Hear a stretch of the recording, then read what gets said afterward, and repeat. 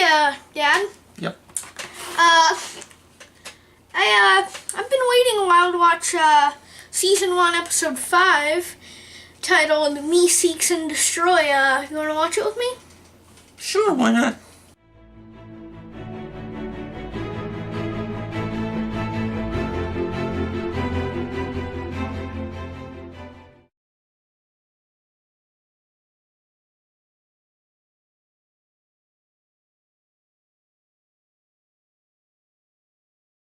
We had just watched Rick and Morty season 1, episode 5, titled Meeseeks and Destroy, and parody of the famous Seek and Destroy.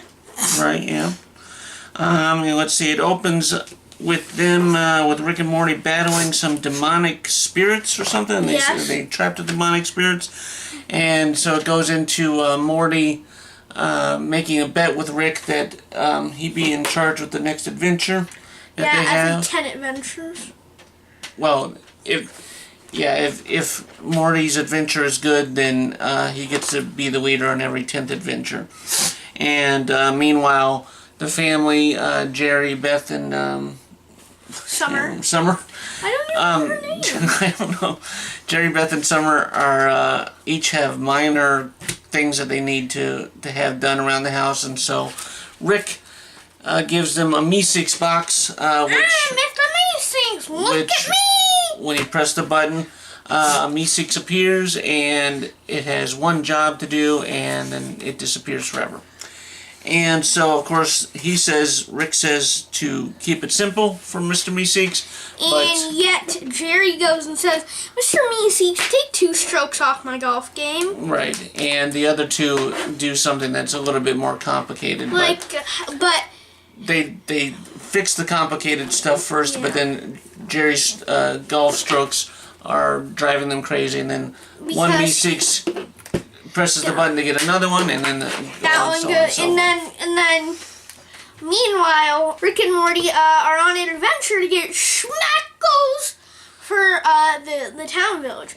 So right, yeah, they come across a village with and then they say that there's a giant up there that that is rich. Oh, that has is all rich? the money. And and then so they go up. Yes, and they go into the giant's house. And and then he says, well, "I want a cookie" or something like that. So he goes and slips on a puddle and bangs his head on the thing and dies. Dies instantly, and then the wife comes in holding a baby and traps Rick and Morty. And they go to jail and they get put on trial, but then a lawyer finds a loophole for them. And to a bar, and they have to get down the court steps.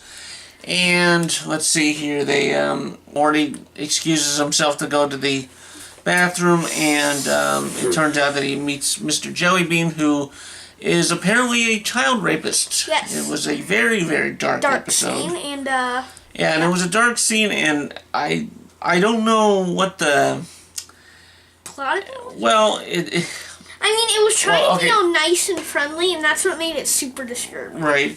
And so then they finally get down to the village again to... Because he was going like... Yes, I saw it. He was going... they finally got down to the village one more time and find out that Mr. Jellybean is the king of the village, and... they go through the portal. They go through the portal, and they use the portal gun to go home. And then Rick just goes and shoots Mr. Jellybean. And kills him and destroys him. Then at the end, after the post-credits scene, No, but before that, Rick makes a fourth wall break.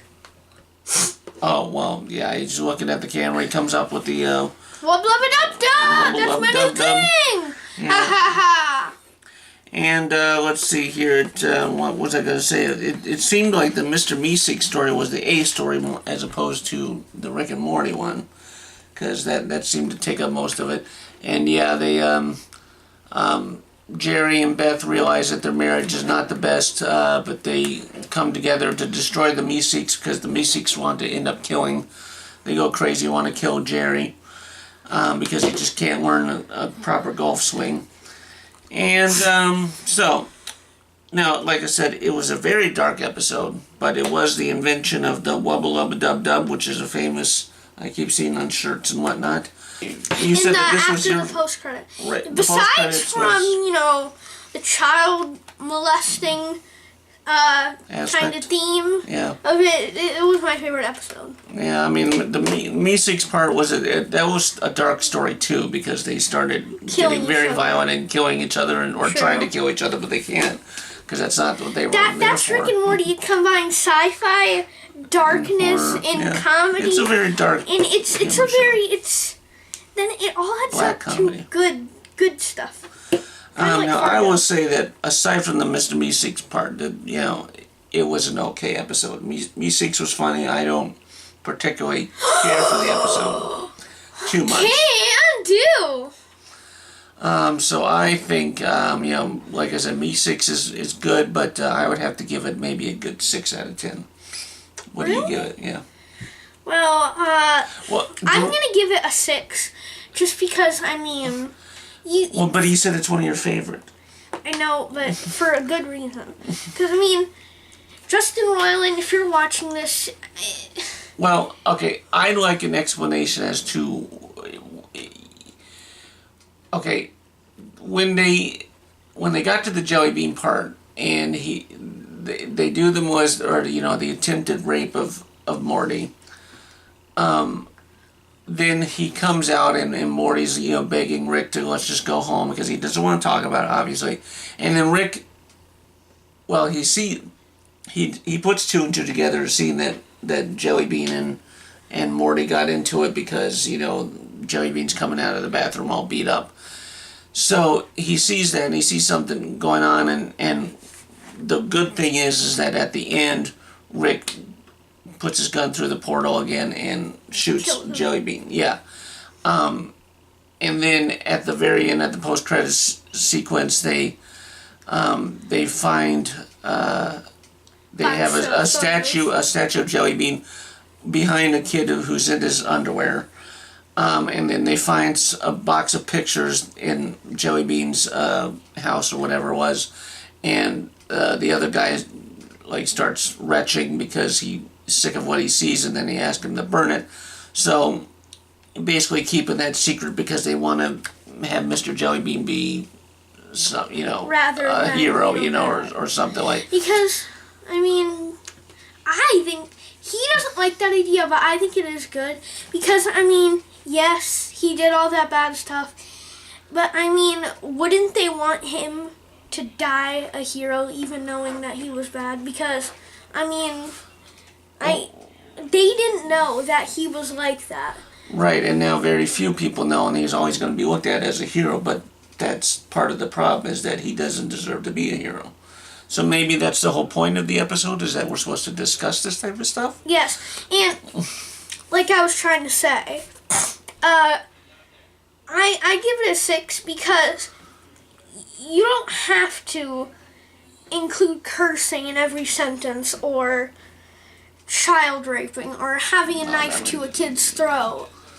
Well, yeah, they go for the darkness, which of course, holding a knife up to an adult's throat is not any more or less funny, and it's just not my type of humor, I guess, and other people will disagree, and so be it.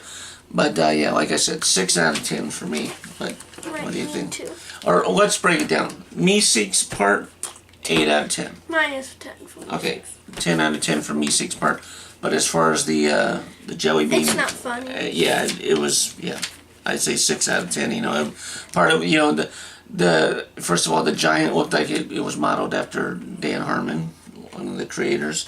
And, I thought it was funny that it was so easily that he died, that he just, slipped on a puddle and died. That was funny. That's not really funny either. Well, that's the type of dark humor that I like, because, he's sitting there, you're thinking that they're going to go into this grand adventure and have to run, and dodge the giant, like in Jack and the Beanstalk, but then all of a sudden he's dead right away. So, that subverts you know, all these expectations. And then, you know, the loophole, you know, is sort of like a courtroom drama where they always find a loophole to get these people off that are innocent. But yeah, and then, but yeah, like I said, you know, 6 out of 10 for the Jelly Bean plotline. Yeah. Anyway, what did you think of the episode? You probably liked it. Maybe you didn't. Leave us a nice comment on the video and like this video. And if you can subscribe to the channel and share it with your friends. Bye-bye.